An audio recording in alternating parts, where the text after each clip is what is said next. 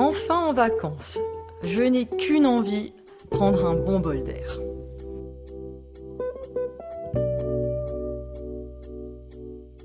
Mais trouver une balade dans les Vosges du premier coup, pas simple. Trop de belles choses à faire.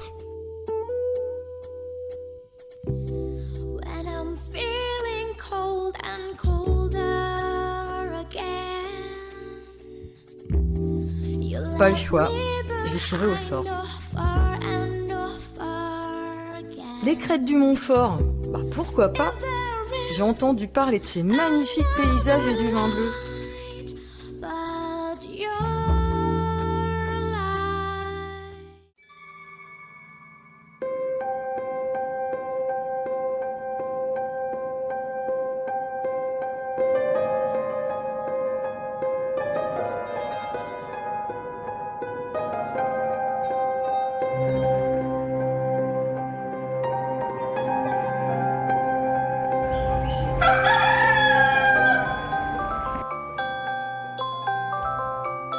Oui, je me lève.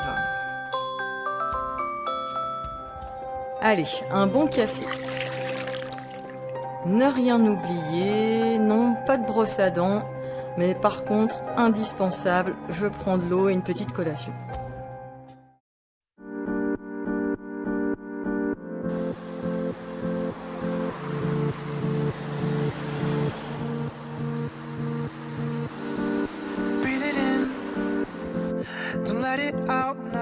J'ai rendez-vous ce matin à la première heure au bureau de l'office de tourisme. Je vais faire le chemin avec 2 autres personnes, Francis et Ludovic. Sympa. Et en plus, j'ai de la chance. L'un connaît l'histoire de la station thermale et l'autre connaît la faune et la flore. Je suis vraiment bien entourée.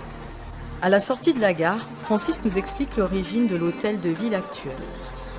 La gare sera inaugurée en 1926, en même temps que le pont de chemin de fer sous lequel nous passons pour rejoindre le départ de notre randonnée. En 1928, le cheminement du curiste est aménagé de manière qu'il puisse trouver tout ce qu'il a besoin pour démarrer sa cure, et l'avenue Boulonier faisait partie de ce rituel.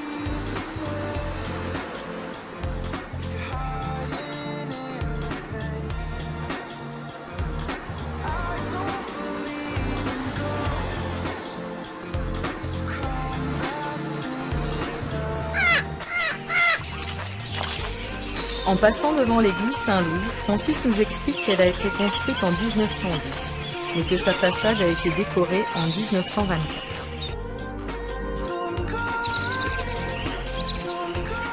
Il nous explique aussi que le Grand Hôtel a été construit en 2 parties. En 1912, l'ancien bâtiment, l'hôtel de l'établissement, a été détruit et on a construit la première partie du Grand Hôtel, puis la deuxième partie sera construite en 1913. La première partie sera ouverte en 1914 avec 114 chambres. L'ensemble du Grand Hôtel sera terminé en 1919.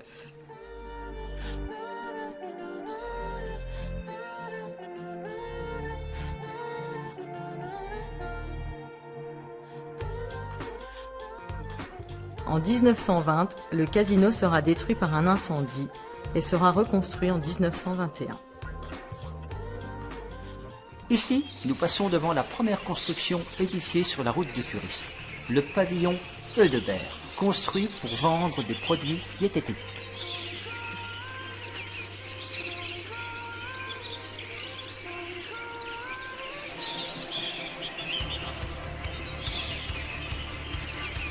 La galerie, présente dans le cœur des Vitellois, abrite toujours le pèlerin du soleil ardent et des pluies soudaines. En passant devant la rotonde, le salon de thé de l'époque, on y servait du thé, bien sûr, mais aussi des pâtisseries, des gâteaux sucrés et salés. Le curiste pouvait s'y détendre en attendant la prochaine prise d'eau.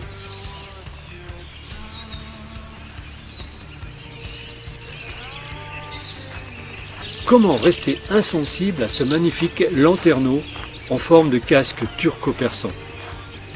On y vendait des pierres précieuses pendant la période estivale. La roseraie du parc, qui a subi un lifting de jeunesse dernièrement, vous invite à un moment de repos incomparable. En contournant ce magnifique hôtel de l'Ermitage, œuvre de l'architecte Fernand César en 1929, me précise Francis, je ne peux m'empêcher de penser à son allure anglo-normande décontractée de style art déco et qui ne laisse personne indifférent.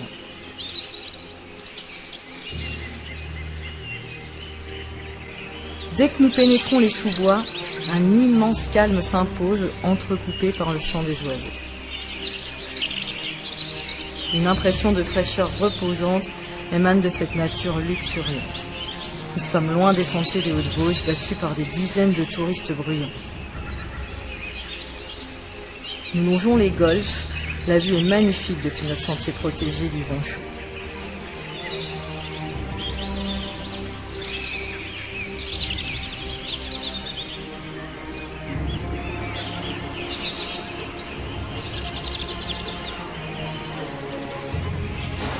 Soyons vigilants, nous traversons la départementale pour reprendre la route du tir aux pigeons qui s'élève rapidement jusqu'à son sommet.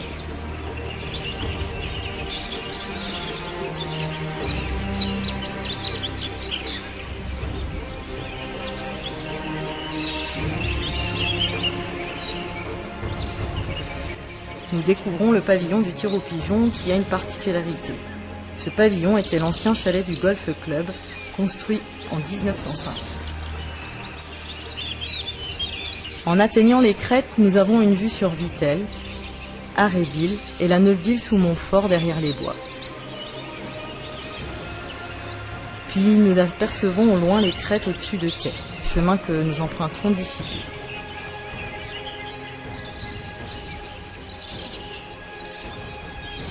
Nous longeons la crête quelque temps pour redescendre sur Maximois.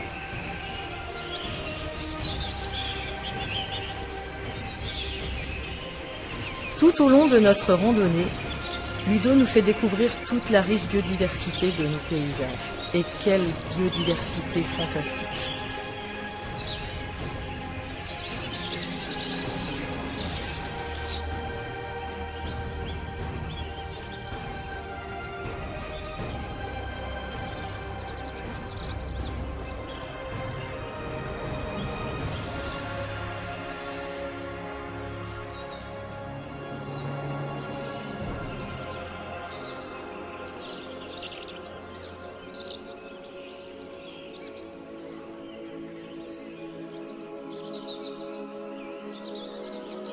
Nous arrivons sur le village de la Neuville sous Montfort.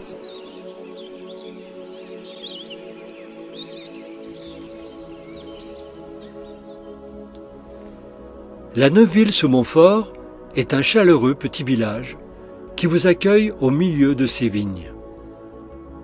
Il possède un terroir particulier qui lui permet de produire des vins gris fruités et du vin bleu.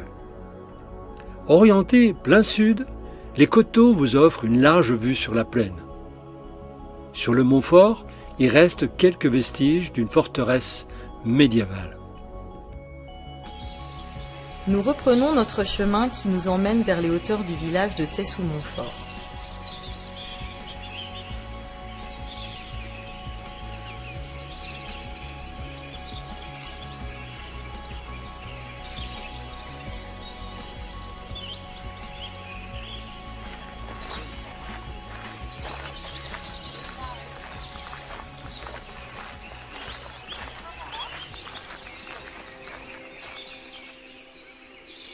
La pente est assez raide sur la fin. En 1944, un Lancaster de la Royal Air Force, sous le feu des batteries allemandes, a été abattu au-dessus du village de Tay. 7 hommes dans l'avion. Seul Norman Tom sera rescapé et capturé. Lors de son transfert à la prison de Nancy, il s'échappe et rejoint la Suisse. À sa mort, ses cendres ont été dispersées sur le lieu du crash du Lancaster.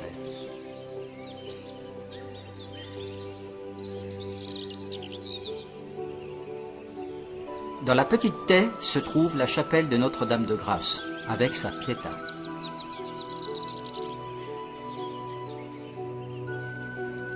La descente sur le village nous donne l'occasion d'admirer Vittel, qui se trouve à 6 km de là.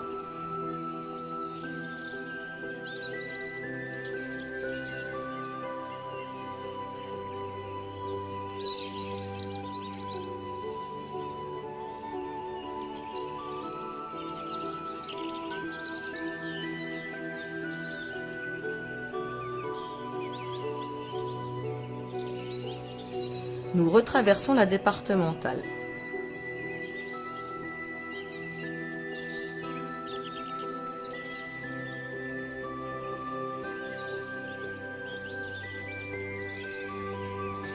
Nous nous dirigeons vers les golfs noyés dans la verdure.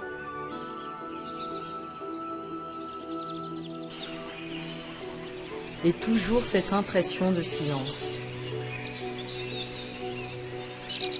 Juste le craquement des vieilles souches et les oiseaux qui nous accompagnent de leur chant.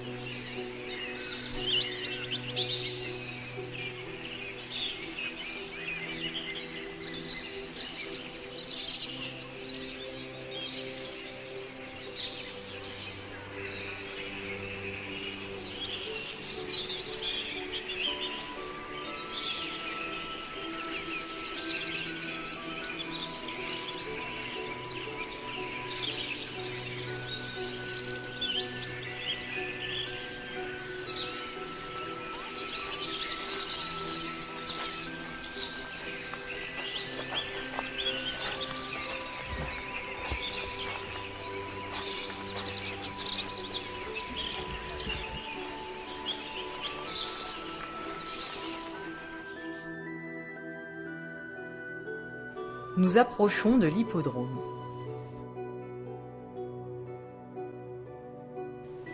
L'hippodrome de Vittel est un site protégé, dans un magnifique écrin de verdure. Outre ses atouts naturels, il possède des tribunes en bois classées par les Monuments de France, qui en fait l'un des plus beaux hippodromes du pays. La création du champ de course date de 1903. Il sera inauguré en 1904.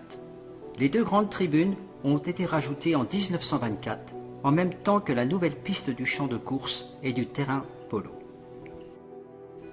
Un panorama naturel, des tribunes 1900 classées aux monuments historiques. Voilà pourquoi l'hippodrome de Vittel est aussi appelé le Deauville de l'Est.